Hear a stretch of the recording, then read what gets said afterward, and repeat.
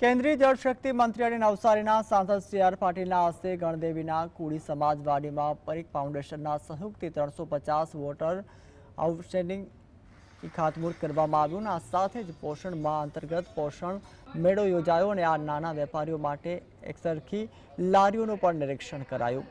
પાટીલે સંચય માટે 1 વીઘામાં એક સ્ટ્રક્ચર બનાવવાની અપીલ કરી છે, જેમાં રાજ્ય સરકારે 50 લાખ રૂપિયા અને મનરેગામાંથી 18 કરોડ રૂપિયાની ગ્રાન્ટ પણ ફાળવી છે. તેમણે નવસારીને જળ સંચયમાં આગળ રાખવા સહિયારા પ્રયાસની પણ હાકલ કરી છે. તો માનनीय प्रधानमंत्री श्री नरेंद्र मोदी साहेबનો આ જળ સંચય જન ભાગીદારી જન આંદોલન એ એટલો પ્રસર્યું છે કે 33 રાજ્યોની અંદર 611 જિલ્લાઓમાં 32 લાખ સ્ટ્રક્ચર એ 8 મહિનામાં પૂરા થયા છે. જે 88,000 કરોડની ગ્રાન્ટ આખા દેશમાં આપી છે એના એવરેજ 30%થી વધુ છે, પણ એવરેજ 30% પણ ગણીએ તો લગભગ 30,000 કરોડ રૂપિયા એ આના માટે આખા દેશમાં મોદી સાહેબના નિર્દેશથી ફાળી આપ્યા છે.